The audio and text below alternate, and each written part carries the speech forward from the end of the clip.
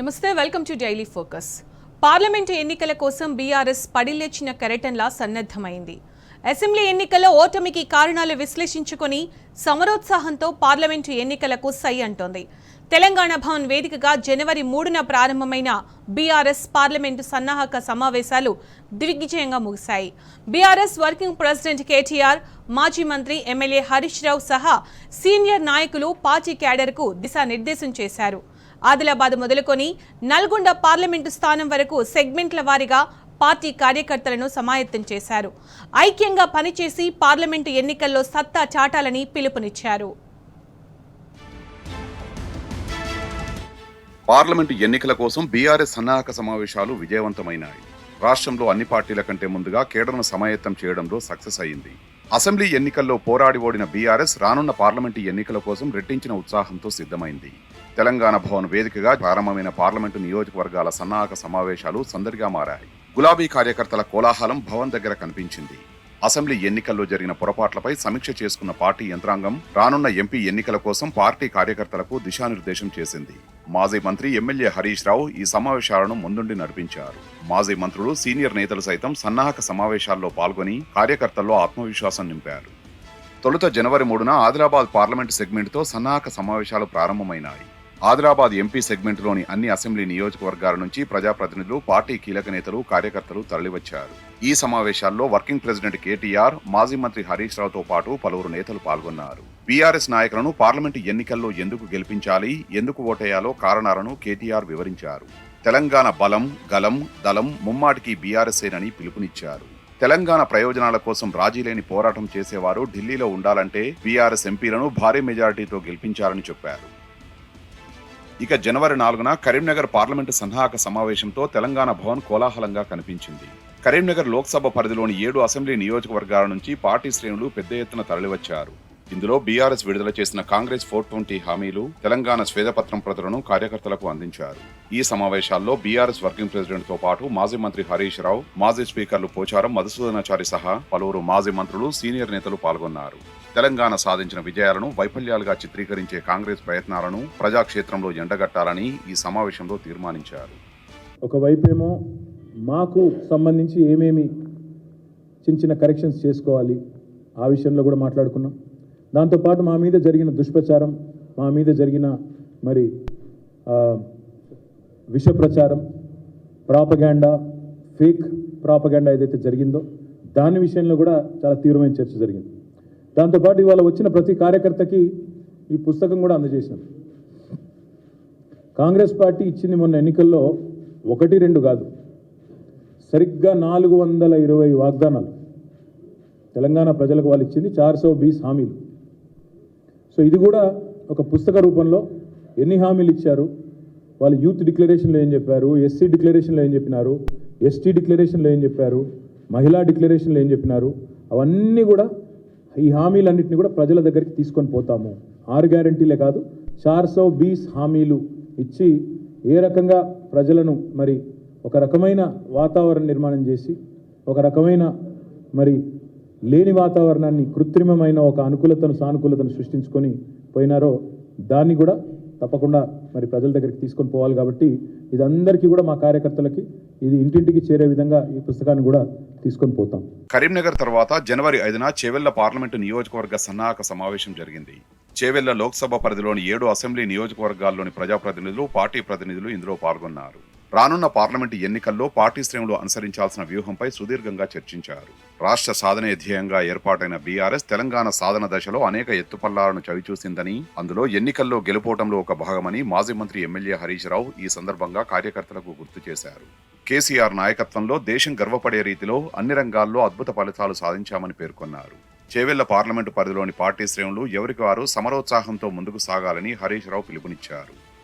Peddapalli parliament నియోజకవర్గ సన్నాహక సమావేశం జనవరి 6న నిర్వహించారు. పెద్దపల్లి ఎంపీ సెగ్మెంట్లోని అసెంబ్లీ నియోజకవర్గాల ప్రజాప్రతినిధులు, కార్యకర్తలు తరలివచ్చారు. ఈ సందర్భంగా మాజీ మంత్రి హరీష్ రావు పార్టీ కేడర్కు దిశానిర్దేశం చేశారు. కేసీఆర్ అమలు చేసిన పథకాలను రద్దు చేసినంత మాత్రాన, పేర్లు మార్చినంత మాత్రాన తెలంగాణ ప్రజల గుండెల్లో ఆయన స్థానాన్ని తొలగించలేరని హరీష్ రావు ఈ సందర్భంగా స్పష్టం చేశారు. కాంగ్రెస్ పార్టీ ఉద్దేశపూర్వకంగా బీఆర్ఎస్ పార్టీ కార్యకర్తలు నాయకులపై కేసులు పెడితే ఊరుకునేది లేదని హెచ్చరించారు. కార్యకర్తలను నాయకులను కంటికి రెప్పలా కాపాడుకుంటామని భరోసా ఇచ్చారు.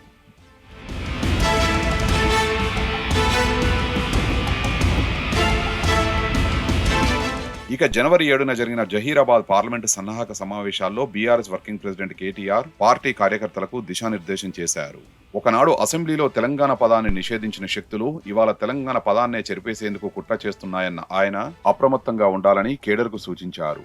జహీరాబాద్ పరిధిలోని 7 అసెంబ్లీ నియోజకవర్గాల నుంచి ఎమ్మెల్యేలు, మాజీ ఎమ్మెల్యేలు, జిల్లా పరిషత్ చైర్మన్లు, మున్సిపల్ చైర్మన్లు, నియోజకవర్గ మండల స్థాయి ముఖ్య నాయకులు ఈ సమావేశంలో పాల్గొన్నారు. ఓటమి నుంచి పాఠాలు నేర్చుకుని తిరిగి ప్రజల అభిమానాన్ని పొందుతామని కేటీఆర్ ధీమా వ్యక్తం చేశారు. ఇక పార్లమెంటులో తెలంగాణ గలం వినిపించే సత్తా బీఆర్ఎస్కే ఉన్నదని, అదే మన బలమని మాజీ మంత్రి హరీష్ రావు ఈ సందర్భంగా స్పష్టం చేశారు. నిజామాబాద్ పార్లమెంటు నియోజకవర్గంలో ఈసారి గులాబీ జెండా ఎగరడం ఖాయంగా కనిపిస్తోంది. నిజామాబాద్ ఎంపీ సెగ్మెంట్ కోసం అనుసరించాల్సిన వ్యూహాలపై బీఆర్ఎస్ పార్టీ సుదీర్ఘ కసరత్తు చేసింది. జనవరి 8న జరిగిన పార్టీ సన్నాహక సమావేశంలో పార్టీ వర్కింగ్ ప్రెసిడెంట్ కేటీఆర్ కార్యకర్తలను సమాయత్తం చేశారు. అధికారం కోసం కాంగ్రెస్ 420 హామీలు ఇచ్చిందని, ఇప్పుడు అమలు చేయడంలో జాప్యం ప్రదర్శిస్తున్నదని చెప్పారు. కాంగ్రెస్ వైఫల్యాలను ప్రజాక్షేత్రంలో ఎండగట్టాలని పార్టీ కేడర్కు కేటీఆర్ సూచించారు.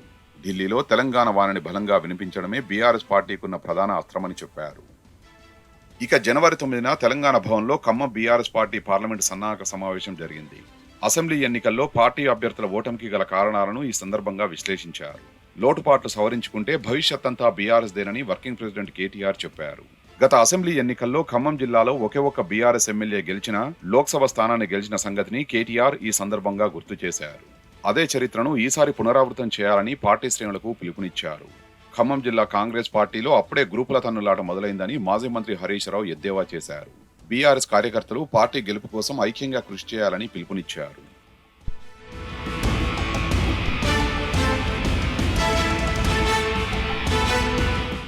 వరంగల్ పార్లమెంటు నియోజకవర్గ సన్నాహక సమావేశం జనవరి 10న జరిగింది.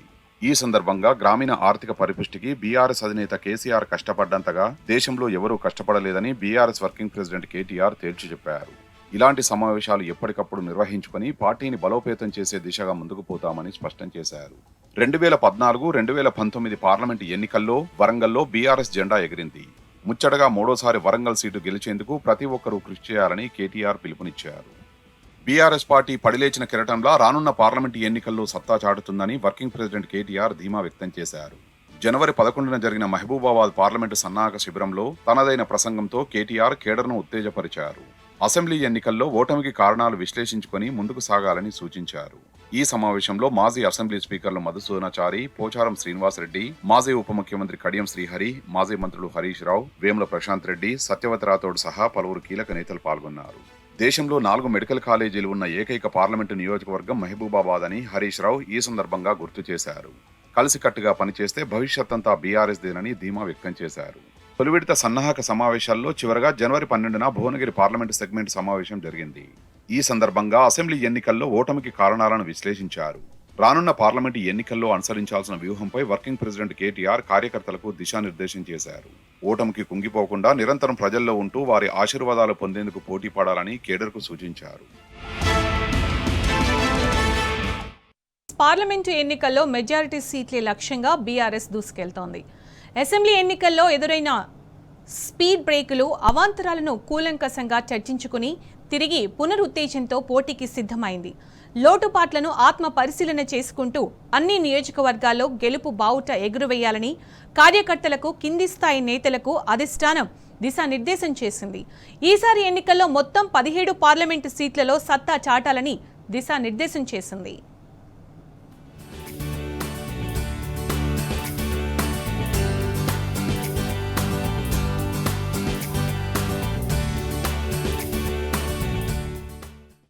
బీఆర్ఎస్ పార్టీకి రాష్ట్ర హక్కులు, ప్రజల శ్రేయస్సే ముఖ్యం.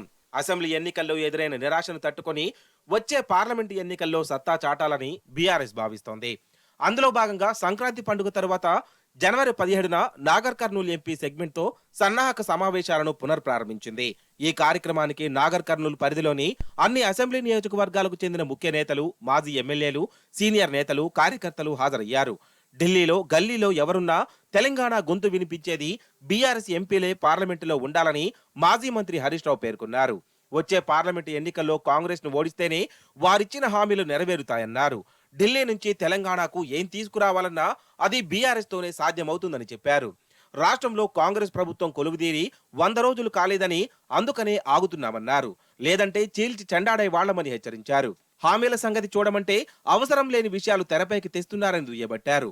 కర్ణాటకలో 5 గ్యారంటీలతో అధికారంలోకి వచ్చిన కాంగ్రెస్ ప్రభుత్వం కుడితిలో పడ్డ ఎలుకలా మారిందని ఎద్దేవా చేశారు.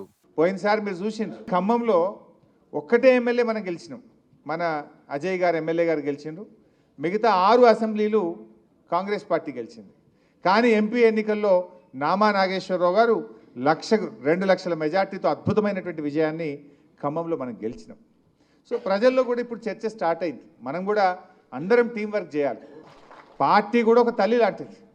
ఈ తల్లిని మనం నిలబెట్టుకోవాలి. మన తల్లిని మనం గౌరవంగా కాపాడుకోవాల్సినటువంటి బాధ్యత మన మీద ఉంది. సో పార్లమెంట్ ఎన్నికలు కూడా ఈక్వల్లీ మీకు ఇంపార్టెంట్. మనం అందరం పట్టుదలతోని కసితోని ఖచ్చితంగా మా ఎంపీ మాకు ఉండాలి, మాకు ఒక ప్రజాప్రతినిధి, మాకు ఎమ్మెల్యే మిస్ అయినా ఎంపీని మేము గెలిపించుకుంటామనేటువంటి ఒక పట్టుదల మీ అందరిలో కూడా ఉండాల్సినటువంటి అవసరం ఉంది. అందువల్ల మనం ఎంపీ ఎన్నికలు గెలవడం పెద్ద కష్టం కాదు నాకు తెలిసి. ఇప్పటికే కాంగ్రెస్ మీద కొద్దిగా భ్రమలు పోతున్నాయి. రేపు యాసంగి వడ్లు వస్తాయి, బోనస్ ఇవ్వలేదనుకో జనం ఊకుంటారా?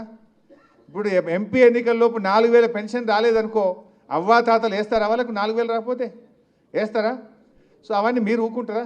అందువల్ల మనం గట్టిగా పనిచేసి ఒక టీం వర్క్ చేస్తే తప్పకుండా ఎంపీ ఎన్నికల్లో అద్భుతమైనటువంటి విజయాన్ని మనం సాధించేటువంటి అవకాశం ఉంటుంది. అందువల్ల let us do the team work. జనవరి 18న తెలంగాణ భవన్లో మహబూబ్ నగర్ పార్లమెంటు స్థానంపై సన్నాహక సమావేశం జరిగింది. ఈ మీటింగ్ లో పాల్గొన్న బీఆర్ఎస్ వర్కింగ్ ప్రెసిడెంట్ కేటీఆర్ గులాబీ శ్రేణులకు దిశానిర్దేశం చేశారు. కాంగ్రెస్, బీజేపీ కుమ్మక్కు రాజకీయాలను ప్రజలకు వివరించాలని పార్టీ శ్రేణులకు కేటీఆర్ సూచించారు. ప్రధాని అదానీ ఒకటేనని రేవంత్ రెడ్డి కూడా అంటున్నాడని గుర్తు చేశారు. ఢిల్లీలో అదానీతో కొట్లాడుతూ ఇక్కడ మాత్రం ఎందుకు అదానీతో కలిసి పనిచేస్తున్నారో చెప్పాలని నిలదీశారు. కాంగ్రెస్ అదానీ దోస్తీ వెనక ముమ్మాటికి బీజేపీ హస్తముందని ఆగ్రహం వ్యక్తం చేశారు కేటీఆర్. మహబూబ్ నగర్ పార్లమెంటు నియోజకవర్గ పరిధిలోని 14 అసెంబ్లీ నియోజకవర్గాల్లో కేవలం స్వల్ప తేడాతోనే ఓడిపోయామని గుర్తు చేశారు. ఓట్ల తేడా కేవలం 0.5% నుంచి 2% మధ్యలోనే ఉందని వివరించారు. కాబట్టి కార్యకర్తలు నిరుత్సాహపడాల్సిన అవసరం లేదన్నారు కేటీఆర్. 119లో 39 అంటే సరిగ్గా 3వ వంతు.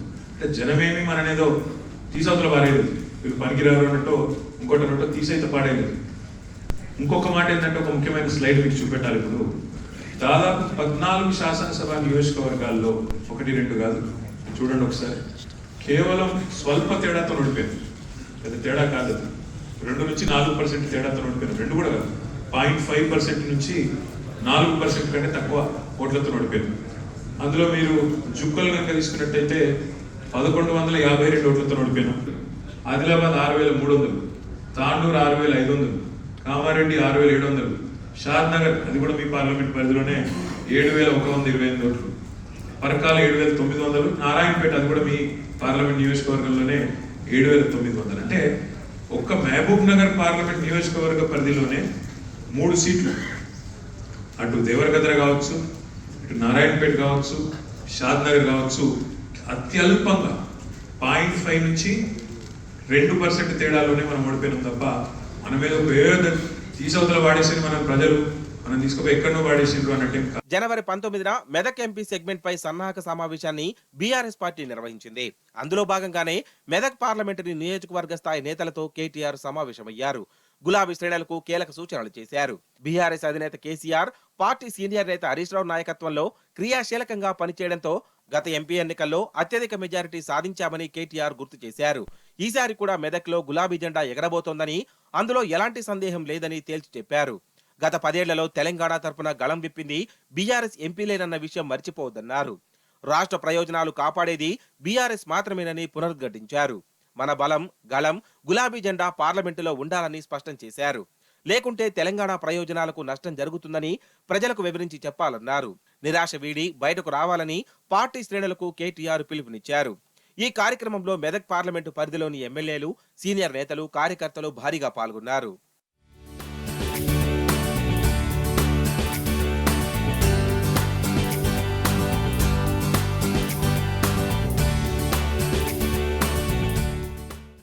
జనవరి 20న హైదరాబాద్ సికింద్రాబాద్ పార్లమెంటు సన్నాహక సమావేశాలను తెలంగాణ భవన్లో నిర్వహించారు.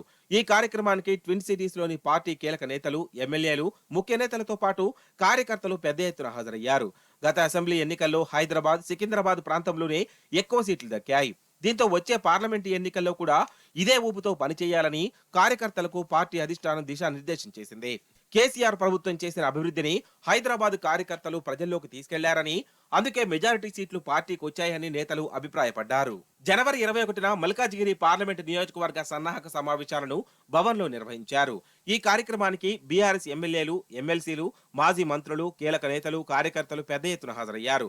అసెంబ్లీ ఎన్నికల్లో ఓటమి కేవలం స్పీడ్ బ్రేకర్ మాత్రమేనని హరీష్ రావు ఈ సందర్భంగా అన్నారు. అపజయాలకు కుంగిపోవద్దని పార్టీ శ్రేణులకు ధైర్యం చెప్పారు. ఆనాడు అపజయాలకు కేసీఆర్ కుంగిపోతే తెలంగాణ వచ్చేదా అని ప్రశ్నించారు. అయితే వచ్చే పార్లమెంటు ఎన్నికల్లో ఫలితాలు అసెంబ్లీ ఎన్నికల కన్నా భిన్నంగా ఉంటాయని హరీష్ రావు చెప్పారు. బీఆర్ఎస్ గెలుపు కోసం కార్యకర్తలు కష్టపడి పనిచేయాలని పిలుపునిచ్చారు. మల్కాజిగిరి పార్లమెంటు పరిధిలో 7 అసెంబ్లీ సీట్లు గెలిచామన్న ఆయన ఎంపీ సీటు కూడా మనమే గెలుచుకోవాలన్నారు. గతంలో రేవంత్ రెడ్డి ప్రాతినిధ్యం వహించిన నియోజకవర్గంలో ఈసారి బీఆర్ఎస్ గెలిచి సత్తా చాటాలని హరీష్ రావు పిలుపునిచ్చారు. ఇటు సీఎం కుర్చీలో కేసీఆర్ లేకపోవడాన్ని చూసి ప్రజలు జీర్ణించుకోలేకపోతున్నారని, ప్రజలు కన్నీరు పెడుతున్నారంటూ ఎమ్మెల్యే మల్లారెడ్డి తెలిపారు. కాంగ్రెస్ పార్టీ మునుగుతున్న నావలాంటిదని, పార్లమెంటు ఎన్నికల తర్వాత ఏమైనా జరగొచ్చని చెప్పారు. చూడు, ఆయన సీఎం లెక్క మాట్లాడతలేడు. సీఎం మాటలు కావు, ఓ దాదాగిరి, గుండాగిరి మాటలు. అవన్నీ పద్ధతి కాదు. ఒక సీఎం హోదాలో ఉండి ఏం మాట్లాడతాడు? ఓ లెక్కన పద్ధతి అసలు మాటలు ఎవ్వరు కూడా భరించలేరు. వాళ్ళే 100 మీటర్లు కాదు, కాంగ్రెస్ 130 ఏళ్ళ చరిత్రనా? ఇప్పుడు ఏ లోతులు ఉంది అది? 28 రాష్ట్రాలలో ఎన్ని రాష్ట్రాలలో ఉన్నారు వాళ్ళు సీఎంలు? 2. మాది అడ్రస్ కాదు, మాది అడ్రస్ ఉన్నది. ప్రజలలో మంచి ఆదరణ ఉన్నది. మా ప్రజలు కూడా ఇబ్బంది పడుతున్నారు. మంచిగా అయ్యో మళ్ళీ మా కేసీఆర్ చేసినట్టు ఎవరు చేయలేదని వాళ్ళు కూడా అన్ని ఆలోచనలకు వచ్చారు. కానీ కాంగ్రెస్ పరిస్థితి ఏంది? జనవరి 22న భవన్లో నల్గొండ లోక్సభ నియోజకవర్గ సన్నాహక సమావేశాన్ని నిర్వహించారు. నల్గొండలో ఎన్నికల ప్రచార సరళి మనకు అనుకూలంగా ఉన్నట్లే అనిపించిందన్నారు బీఆర్ఎస్ వర్కింగ్ ప్రెసిడెంట్ కేటీఆర్. కార్యకర్తల వల్లే ఇన్నేళ్లుగా పార్టీ బలంగా ఉందన్నారు. గత 16 సమావేశాలు తీరు చూస్తే కార్యకర్తలే పార్టీకి ధైర్యం చెప్పారని తెలిపారు. ఓటమిపై ఎక్కడా అనుమానాలు రాలేదని, కానీ ఎన్నికల ఫలితాలు మరోలా వచ్చాయని అన్నారు. ఓటమికి అనేక కారణాలు ఉన్నాయని చెప్పారు. ఈ పార్లమెంటు సన్నాహక సమావేశాలు ఆరంభం మాత్రమేనని కేటీఆర్ స్పష్టం చేశారు. సోషల్ మీడియాలో వచ్చిన అసత్య ప్రచారాన్ని గట్టిగా తిప్పి కొట్టలేకపోయామన్నారు బీఆర్ఎస్ వర్కింగ్ ప్రెసిడెంట్ కేటీఆర్. ఇటు సన్నాహక సమావేశంలో పాల్గొన్న ఎమ్మెల్యే జగదీశ్వర్ రెడ్డి కాంగ్రెస్ పై నిప్పులు చెరిగారు. కాంగ్రెస్ పార్టీకి పరిపాలన చేతకాదన్న విషయం రైతులకు అర్థమైపోయిందన్నారు మాజీ మంత్రి ఎమ్మెల్యే జగదీష్ రెడ్డి. రైతు బంధు, రుణమాఫీ ఎప్పుడు చేస్తారోనని రైతన్నలు ఎదురు చూస్తున్నారన్నారు. కేఆర్ఎంబీకి ప్రాజెక్టులు అప్పగించడం వల్ల ఎంత నష్టమో కాంగ్రెస్ పార్టీకి తెలవదన్నారు. ప్రాజెక్టులు, సాగునీటి గురించి ఎప్పుడైనా పోరాటం చేసేది బీఆర్ఎస్ పార్టీ మాత్రమేనని స్పష్టం చేశారు. సెల్ ఫోన్స్ అప్పుడైతే మేము రైతు బంధు అని ఆశపడుతున్నాం. చూస్తే ఎక్కడెక్కడో యాడ్స్ వస్తున్నాయి, మెసేజ్లు. అసలు మాత్రం వస్తలేదు. జనం మీరు మాట్లాడాలి సార్ అని చెప్పి ప్రజలు మమ్మల్ని కోరుతున్నారు. తప్పకుండా ప్రతిపక్షంగా ఉన్నాం కాబట్టి మా బాధ్యత. అది కూడా మీలాగేం చెత్తబాగుడు ఆగుతలేము మేము.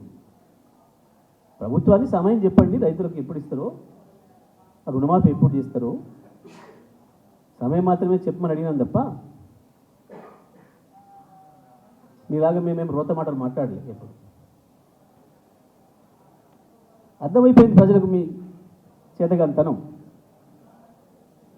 మీకు పరిపాలన చేయరాదనే విషయం ప్రజలకు అర్థమవుతుంది. మీరు ఎంత తప్పించుకోవాలని చూసినా, మీరు ఎన్ని దొంగవేషాలు వేసినా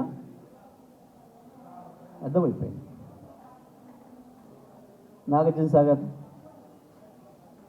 వాళ్ళు కేఆర్ఎంబీకి అప్పగిస్తూ ఒప్పుకొని వచ్చింది. కొట్లాడతారా? దమ్ముందా? ఒక్కనాడన్నా మీ జీవితంలో కృష్ణా జలాల పైన రాజశేఖర రెడ్డి దుర్మార్గం చేసినాడైనా, చంద్రబాబు నాయుడు చేసినాడైనా ఒక్కరోజు అంటే ఒకరోజు మాట్లాడిందా? మళ్ళీ ఇవాళ కృష్ణానది పైన ప్రాజెక్టుల గురించి కొట్లాడాలన్నా, గోదావరి నీళ్లు తెలంగాణ పొలాలకే పారేయాలన్నా అది కేవలం బీఆర్ఎస్ వల్లనైతుంది, కేసీఆర్ వల్లనైతుంది తప్ప ఈ చేతగానొత్తం కాదు. వాళ్ళ నాయకుడి పైన అదాన్ని నిలుపుతుంటాడు, ఈయన అదాన్ని కలిసి వస్తుంటాడు. అదాని ద్వారా మోడీకి సమాచారం ఇస్తుంటాడు. మాది ముక్కలవడం కాదు, మీది అవుతుంది గుర్తుపెట్టుకోండి. ఏకనాథ్ షిండేలు మీ దాంట్లో వెళ్తారు, అది గుర్తుపెట్టుకోండి. నేను ఉన్నంత కాలం బీఆర్ఎస్ పార్టీ ఉంటుంది. పార్టీలు చేసామని ఇవ్వలే మీకు ప్రజల అధికారం, పనిచేయమని ఇచ్చింది. జనవరి నెలలో మొత్తం 17 నియోజకవర్గాల మీద సమీక్షా సమావేశాలు నిర్వహించిన పార్టీ వచ్చే ఫిబ్రవరి మొదటి వారం నుంచి అసెంబ్లీ నియోజకవర్గాల వారీగా సమీక్షలు నిర్వహించేందుకు సిద్ధమవుతోంది. పార్లమెంటు ఎన్నికల్లో మెజారిటీ సీట్లే లక్ష్యంగా దూసుకెళ్తోంది.